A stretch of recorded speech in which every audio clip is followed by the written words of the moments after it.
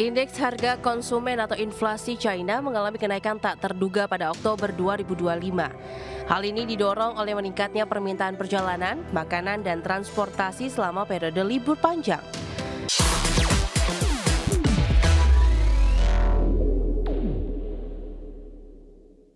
Ya, indeks harga konsumen China mengalami kenaikan tak terduga pada Oktober 2025, didorong oleh meningkatnya permintaan perjalanan, makanan, dan transportasi selama periode libur panjang.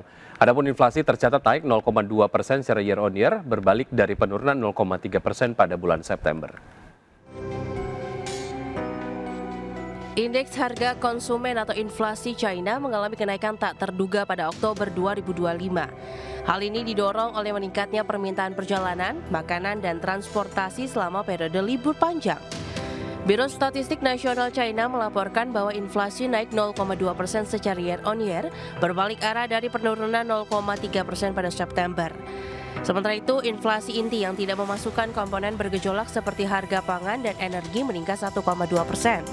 Biro Statistik mencatat biaya jasa naik 0,2% dan menjadi salah satu pendorong utama peningkatan inflasi. Di sisi lain, tekanan deflasi di tingkat produsen mulai meredam meski masih berlangsung selama 37 bulan berturut-turut. Indeks harga produsen turun 2,1% secara tahunan dibandingkan penurunan 2,3% pada September. China menghadapi tekanan deflasi selama beberapa bulan terakhir dengan harga konsumen sempat turun pada Agustus dan September sebelum akhirnya kembali ke wilayah inflasi pada Oktober. Mengakhiri siklus tersebut kini menjadi prioritas utama kebijakan ekonomi Beijing. Pemerintah meluncurkan kampanye anti-involution yang bertujuan menghentikan perang harga di berbagai sektor, mulai dari kendaraan listrik hingga layanan pengantaran makanan. Namun kemajuan masih terbatas karena pemerintah berhati-hati terhadap resiko pemutusan hubungan kerja dan perlambatan pertumbuhan ekonomi. Berbagai sumber, IDX Channel.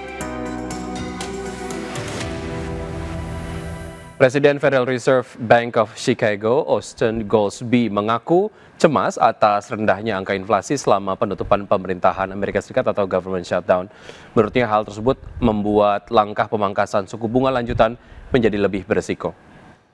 Goolsbee mengatakan sumber data sektor swasta terkait dengan inflasi jauh lebih sedikit dibandingkan dengan data pasar tenaga kerja, sehingga pembuat kebijakan tidak memiliki gambaran yang jelas mengenai pergerakan harga selama shutdown, seperti halnya pada data ketenagakerjaan.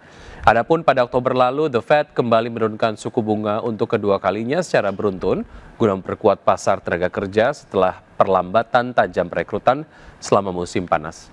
Namun inflasi yang tercatat 3% pada September masih di atas target 2% The Fed, menimbulkan kekhawatiran bahwa proses penurunan harga mungkin memakan waktu lebih lama dari perkiraan.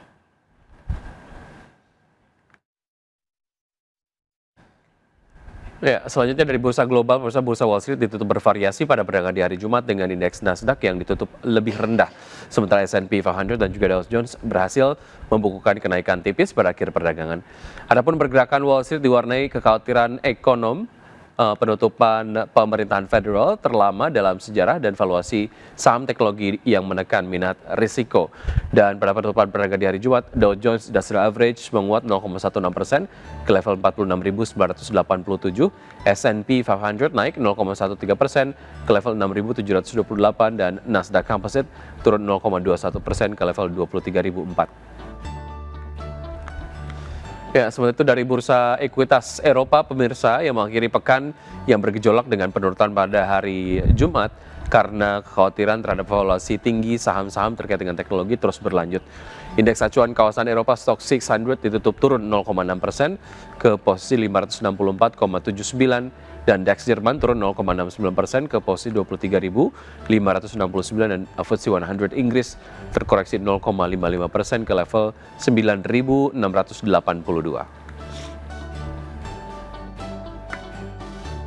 Pemirsa, PT Pertamina Geothermal Energy terus memacu pengembangan panas bumi di tanah air. Ya, tidak hanya untuk kelistrikan, namun juga untuk berbagai sektor industri melalui inisiatif Beyond Electricity. Pertamina Geothermal Energy terus memacu pengembangan panas bumi di tanah air. Tidak hanya untuk kelistrikan, namun juga berbagai sektor industri melalui inisiatif Beyond Electricity. Pertamina Geothermal Energy atau PGEO terus mendorong pemanfaatan panas bumi tak hanya untuk listrik, namun juga untuk sektor non-kelistrikan melalui inisiatif Beyond Electricity. Direktur Eksplorasi dan Pengembangan PGEO Edwil Suzandi mengatakan inisiatif ini bertujuan untuk mempercepat pertumbuhan industri manufaktur nasional. Ada 3 proyek utama yang saat ini dikembangkan, yaitu Green Hydrogen, Green Ammonia, dan Green Data Center. Proyek pilot Green Hydrogen di wilayah kerja panas bumi Ulu Belu, Lampung dilakukan bersama Toyota Indonesia sebagai calon off-taker. Selain itu, PGEO juga menggandeng Pertagas untuk pengembangan green ammonia yang dapat dimanfaatkan untuk pupuk dan bahan bakar transportasi. Sementara itu, pengembangan Green Data Center berbasis panas bumi dilakukan di Kamojang, Jawa Barat dan ditargetkan masuk ke tahap final investment decision pada akhir 2025. Direktur Utama PGEO Julfi Hadi menegaskan inisiatif Beyond Electricity merupakan strategi untuk memaksimalkan aset panas bumi dan menambah sumber pendapatan perusahaan. PGEO menargetkan peningkatan kapasitas terpasang panas bumi hingga 1 gigawatt dalam 3 tahun dan 3 gigawatt dalam 10 tahun mendatang. Dengan saat ini, mengelola 15 wilayah kerja panas bumi, PGEO berkontribusi sekitar 70% dari total kapasitas nasional. Berbagai sumber, IDEX Channel. Pemirsa, PT PP Persero Tbk berkomitmen mempercepat pengerjaan proyek Pelabuhan Patimban Paket 6 di Subang, Jawa Barat. Ya, hingga awal November 2025, progres pembangunan proyek telah mencapai 72,89% dan ditargetkan rampung lebih cepat dari jadwal kontrak.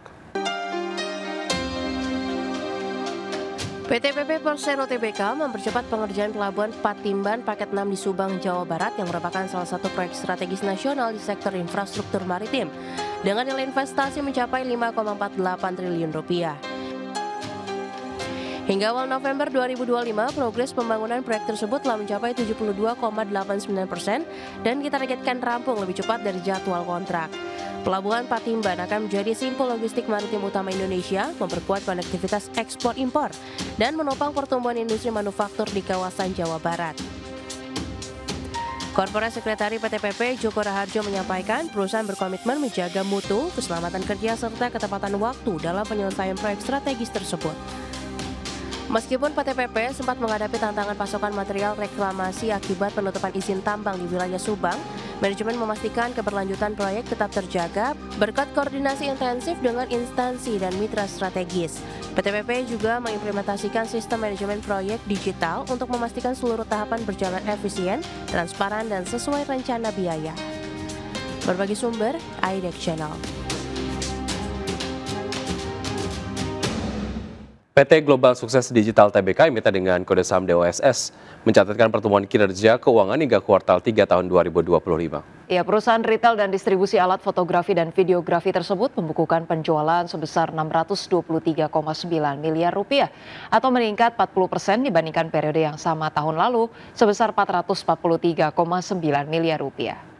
Kinerja positif tersebut juga tercermin pada laba bersih yang naik 46%, meningkat dari 18,18 miliar rupiah per September 2024 menjadi 26,56 miliar rupiah hingga September 2025. Pertumbuhan ini sejalan dengan meningkatnya kebutuhan konten digital dan pesatnya perkembangan industri kreatif di Indonesia yang mendorong permintaan terhadap peringkat ataupun perangkat fotografi dan videografi. CEO PT Global Sukses Digital Tbk, Tahir Matulatan, menyampaikan pertumbuhan ini menunjukkan kekuatan strategi jangka panjang perseroan dalam mengembangkan bisnis retail modern yang terintegrasi dengan ekosistem kreatif.